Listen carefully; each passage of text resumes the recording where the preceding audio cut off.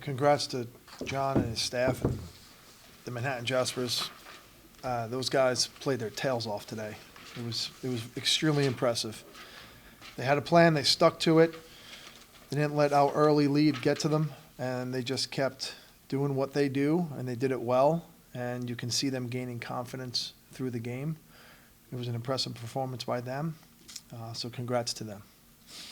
Can you talk about what happened offensively? Obviously, 5 goals, fired all 47 shots, but I think only 27 were on the cage, 22 of them were saved.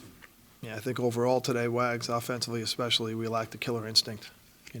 We just lacked it. I think our guys had an assumption that they were going to win, and at this level, again, Division I lacrosse, that you show up with that assumption, and you're going to get what you deserve. And today we didn't deserve to win. We just didn't, with the lack of confidence and the lack of killer instinct that we showed offensively and throughout the entire game, truthfully, from top to bottom. I think that was our demise. And unfortunately, the personality of this team, now in the 4th game, the killer instinct hasn't been identified yet. We need to find that. How much do you blame on 6-week exams? You can blame it on anything, but the reality is we accept the challenges that this institution presents, and we have to deal with it. Those are just excuses. And, yep, our guys were tired, but we gave them a day off in the middle of the week to help them rest. They were well rested. I felt like they were prepared, maybe not prepared enough. That's on the staff. But I thought that their energy was there today early before the game, so I don't think it was that's an excuse. So I appreciate you saying that, but that's not the reason why we lost today. What can you say about the offense? Obviously, I mean, you got shots. Just think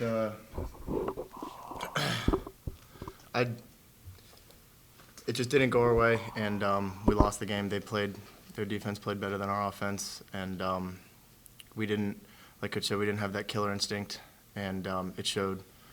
5 goals isn't acceptable, and I think this unit knows that. I mean, we failed as a team, and yeah, there's nothing else you can say. They beat us today. How much of does it go to their goalie? 22 saves. I didn't feel like he made a lot of spectacular saves, but he did stop 22 shots. Yeah, I mean, I think he stopped the ball when he needed to stop the ball, and he did it in intense moments, important moments, and he was really good. But we just failed as an offensive unit. We didn't win today. Kyle, why don't you grab the mic? I mean, overall, you would say 6 goals is a good day for the defense, but when it means you lost, it wasn't good enough, I guess. Yeah, I mean, Coach said this in the locker room. It's not an offense or defense thing. It's a leadership thing. And myself and Pat, we failed today to lead our team in the way that we needed to. And I mean, I can sit up here and say that all we want, but until we change that, this is what's going to keep happening. We're going to keep, coming in here and underperforming, and it's up to us to change that. So what do you do to respond this week? What do you got to do to change it?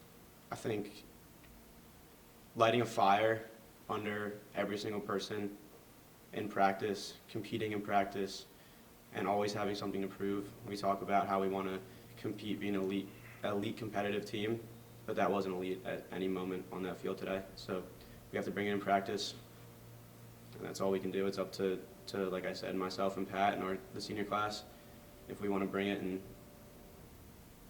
prove what we can do as a team.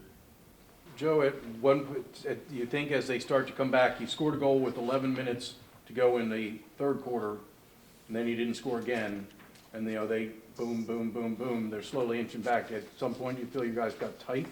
I do feel like our guys got tight, and I said it in one of the timeouts. I tried to get them confident, made positive statements to them. It's a hard thing to do as competitors when you're feeling that slip away to get back in that moment of positivity. I thought there were moments, we got looks offensively. It wasn't what we were doing offensively. I just think we didn't finish the execution. Truthfully, I think offensively we got plenty of looks. I mean, heck, we produced 47 shots, but we didn't have that killer instinct with the ball in our stick, and that could be confidence, it could be skill, it could be a number of things. At the end of the day, we didn't score. We didn't score enough to beat Manhattan. Xavier took 13 shots, but you know, many were well off target. I think it's 5 shots on goal, that's 8 off.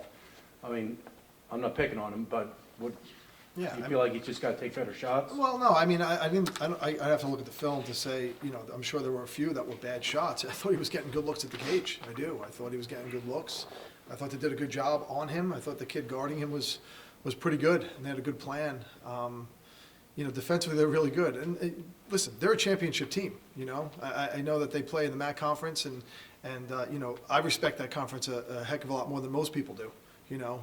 But they're champions. Those kids know how to win big moment games, and those kids know how to listen to a game plan.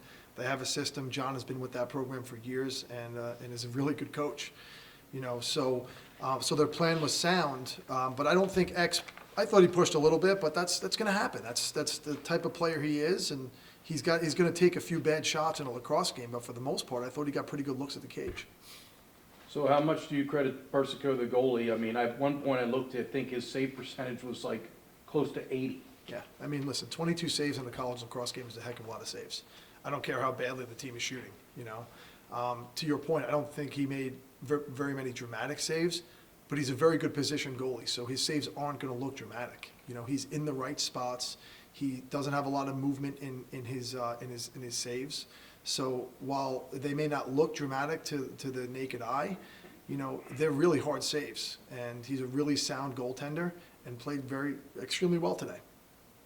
So regardless of how you played overall, in the end, you came in here 3-0. Is this a wake-up call for this lacrosse team? I mean, time will tell, you know. I just think, you know, it's part of the maturation of a season of a team. You know, you've got to learn how to bring the intensity you need and the execution, quite frankly, for 60 minutes.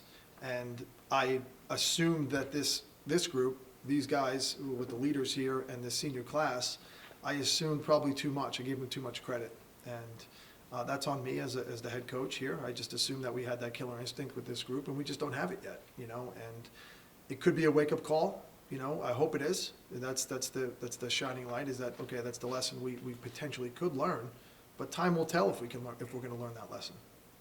One last thing for you, Pat. You grab the mic.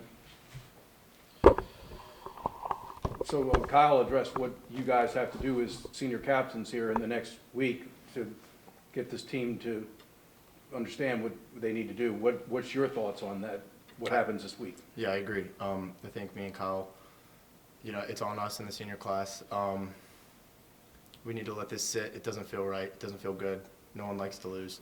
We hate losing more than we like winning. And they were the better team today, and we just got to go back to the drawing board, figure it out, and we have to look inward. We can't start pointing fingers. So it starts from the top down, and Monday we better be ready to work. So that's all.